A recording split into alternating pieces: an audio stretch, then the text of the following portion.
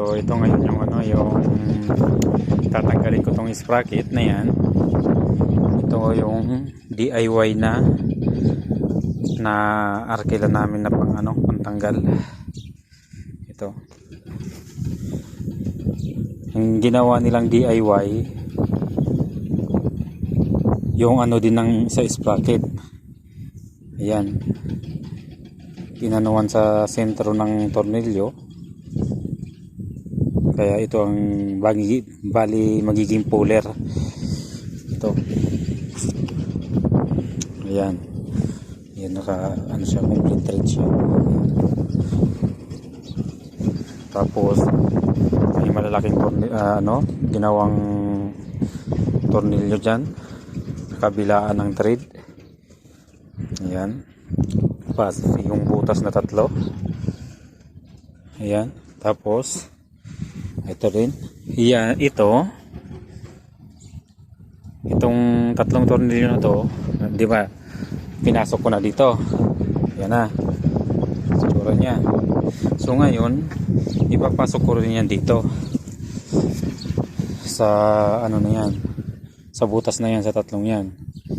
Tapos ito, pag mabuhat na to, i-atras ko tong iikutin ko to, makakarating doon, maka full dyan.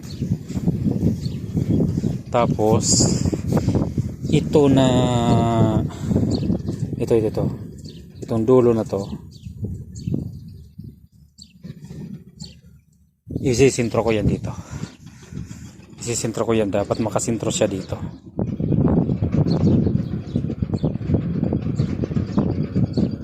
Para pag ikot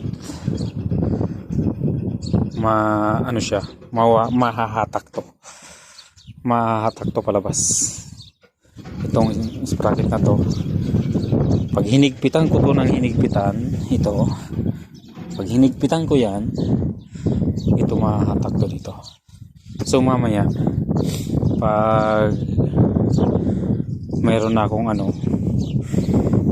nag-ano ako ng hook para ilagay ko dito yung hook, mamaya pag bibidyoan ko na nakasalpak na dyan. Kasi so nangyayari kasi kaya ganun ang ginagawa ko dahil walang magbibidyo sa akin. Kaya ang ginagawa ko, pag nagawa ko na, saka ko binibidyoan. Kaya ganito lang ang gagawin ko. So ito, ayan, ito pala, tanggalin ko to, lininis ko pa to yung mga thread niya kasi mga busalsal na. Ngayon lininis ko para maisagad. Ayan, ayan o, may mga pinagkikilan ako.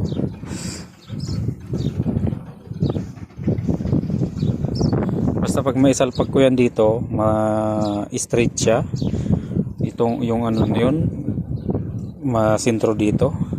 Kailangan makasintro yun para mabuhat na mahatak siya.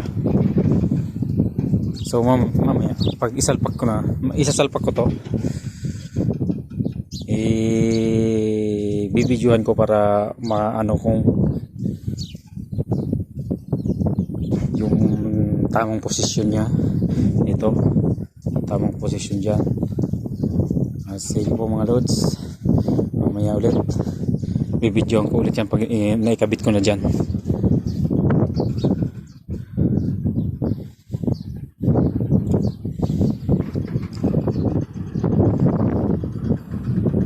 Sige po mga lods, salamat sa panonood, ingat, God bless.